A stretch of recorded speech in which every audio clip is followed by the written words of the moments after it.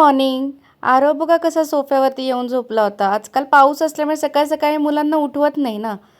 पटापट त्याचं आवरून घेतलं. आज आम्हाला खूप उशीर झाला होता, त्यामुळे म्हटलं ते आता पटपट पटपट मीच आवरते तुझं. मग काय असं उशिरा उठलं की साहेबांचे असे लाड चालू असतात, सगळं पटपट मलाच करावं लागतं. नाहीतर मग तो इतका हळू करतो की एक दिवस स्कूल बसच निघून जाईल. सीझन मध्ये मुलांना असं बळबळ पाणी द्यावं लागतं, पितच नाही. हो ना, स्कूलमध्ये सगळं पाणी बॉटल मधलं पाणी संपून यायचं. माऊ हा बोल, तू काय बोलायचं बोल. काय बोलायचंय ते काय तुम्हाला माझं लाईक करा, सबस्क्राईब करा. तुम्हाला न्यू चॅनल बघायचं असलं तर तुम्ही उद्या बघू शकता. करा. मी आवडलो का तुम्हाला? Stay happy, stay positive. नंतर पॅथॉलॉजीमधनं हे दादा ब्लड कलेक्ट करण्यासाठी आले होते. आता ब्लड कशासाठी कलेक्ट करायचं होतं, तर ॲक्च्युली आपल्या सगळ्यांना माहितीच आहे, पावसाळ्यामध्ये आपल्या सगळ्यांना विटॅमिन डी खूप कमी पडतं. माझंही तेच झालं असावं बहुतेक. प्रचंड अंग दुखत होतं, त्यामुळे म्हटलं एकदा ब्लड टेस्ट आपण करून घ्यावी, आणि त्याचे रिपोर्ट येणारच होते. त्यामुळे मी इथे निघाले होते डॉक्टरकडे जाण्यासाठी. मला आईकडे जाऊन जायचं होतं. वाटेत भेटल्या मला काकू. या काकू आईकडे येतात बरं का. आणि मी प्रेग्नंट असताना मला खूप छान छान खाऊ करून घालणाऱ्या त्या याच काकू बरं का. आणि आरवच्या आवडीच्या काकू. असं सगळं आहे. नेमक्या त्या मला ऑन द वे चालत जाताना दिसल्या. म्हणलं बिचाऱ्या पावसात एकट्या चालल्यात, म्हणून मी त्यांना घेतलं ऑटोमध्ये. इथे मग पटकन आवरून मग मी चालले होते इथे डॉक्टरकडे. तर खाली आल्यावर बघितलं तर किती छान फुलं आली होती ह्या सायलीच्या वेलाला. आणि वास तर इतका छान येत होता ना, खूप छान वाटत होतं, प्रसन्न वाटत होतं. आईकडे थोडासा फळांचा बाग पण आहे बरं का. हे बघा, हे आहे डाळिंबाचं झाड. तुम्हाला जवळून दाखवते. डाळिंबाला असं हे लाल लाल कलरचं चुट्टूक असं फूल आलं होतं. आणि ते बघा छोटी छोटी डाळिंब लागली आहेत. आता ती मोठी होतील. आणि वरती मी हात करते ना, ते होतं पॅशन फ्रूटचं झाड. पॅशन फ्रूटचा ज्यूस इतका सुंदर लागतो ना. आणि हे आमचं अनेक वर्षांपूर्वीचं नारळाचं झाड. बघा केवढं मोठं झालं आणि किती नारळ लागलेत. खूप छान आणि गोड नारळाचं पाणी आहे ह्याच्यामध्ये. हाय फ्रेंड्स, मी आता चाललेली आहे आमच्या आयुर्वेदिक डॉक्टरकडे. थोडस असं जरा काम आहे, तुम्हाला म्हंटल तसं त्यांना. आणि मध्ये तुम्हाला म्हंटल त्याप्रमाणे मी ब्लड टेस्ट पण केल्या होत्या. आपण पिरियडिक ब्लड टेस्ट करतो, तर त्याच्यामध्ये जे काही वर खाली असतात गोष्टी, त्या सगळ्या आता आपण त्या डॉक्टरांना दाखवूयात. चला तर मग, कुठे आहे तो आयुर्वेदिक दवाखाना? तर सारसबाग आहे ना, सारसबागेच्या अगदी जवळ आहे तो.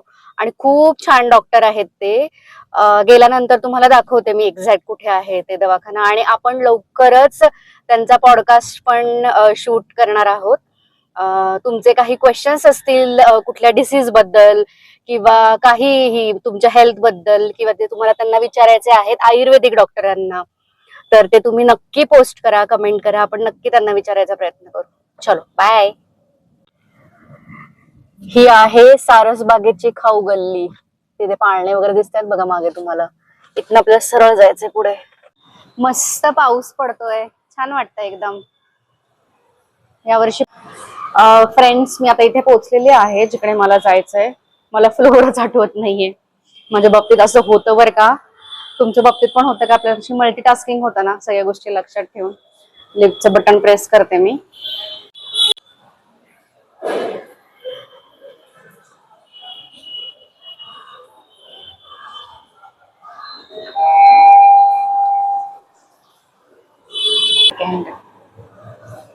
हे आहे अथर्व आयुर्वेद चिकित्सालय. आम्हाला तर इतका छान आणि पॉझिटिव्ह एक्सपिरियन्स आला आहे या आयुर्वेदिक डॉक्टरांचा. तुम्हालाही जर का काही असं तुमचं बरेच आजार दूर होत नसतील तर इथे नक्की व्हिजिट करा. अरे आज कोणीच नाही चक्क. काहीतरी वेगळं, आपल्याला पण बरं वाटतं जरा थोडंसं. आणि आरव पण खुश होतं करताना. इथे या ताई होत्या ना, त्या ताईसुद्धा आपल्या सबस्क्रायबर आहेत बरं का. त्या तेच सांगत होत्या की तुझे व्हिडिओज खूप पॉझिटिव्ह असतात, कंटेंट खूप छान वाटतात, आवडतात, तुम्ही सगळेजण खूप छान प्रकारे सेलिब्रेट करता. तर तेच माझं कौतुक तिथे चालू होतं. आणि आमच्या गप्पा. आणि ही धन्वंतरी बघा ना, किती छान, म्हणजे बघूनच किती छान वाटत होतं ना. इथे माझं चेकअप करून झालं होतं आणि हे असं कडू औषध मला घ्यायला लावलं होतं तिथेच. आणि काय होतं ना, ते इतकं कडू होतं की काही विचारू नका. काय झालं होतं, माझं जरा ना BP पण जास्त भरलं होतं. त्यामुळे त्यांनी सांगितलं होतं आता इथेच औषध घे, मग आपण 10 मिनिटानंतर अजून एकदा रीडिंग करू. कसे ते वाकडे तिकडे तोंड माझी चालू होती, पण तेवढंच महाभयानक कडू औषध होतं बरं का ते. आणि ते घरी कसं आपण थोडंसं मिक्स करून घेतो ना, इथे मला ते डायरेक्ट घेतलं लागल्यामुळे खूपच कडू लागलं होतं. असो. मग काय नंतर एकदा परत BP म्हटलं चेक करूयात, तर मग इथे BP चेकिंग चालू होतं. एक बघ कोण आहे मावशी. आज आमची गाठच पडली नव्हती का? आरोग्य बॅग ठेवा हा खाली. हो छान छान. मावशीला न्यायचं का आपल्या घरी? छान छान मस्त. मग काय घरी आल्यावर पोटोबाची तयारी. पटापट काय करणार ना, मग म्हटलं आता भुर्जीच करावी, कारण तेच फास्ट फास्ट होऊ शकतं. म्हणून म्हणलं ओनियन्स कट करून घ्यावे. तुम्ही कशी बनवता भुर्जी? काय काय लोक विदाऊट कांदा टोमॅटो पण बनवतात बरं का, पण आम्हाला ॲटलिस्ट टोमॅटो नसला ना तरी कांदा तरी लागतोच बरं का.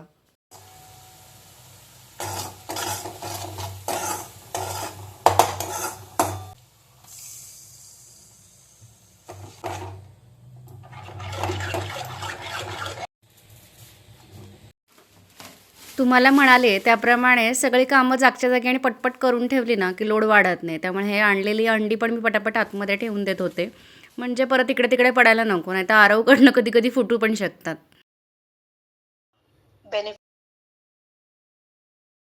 डान्स आहे मस्ती नुसती मस्ती.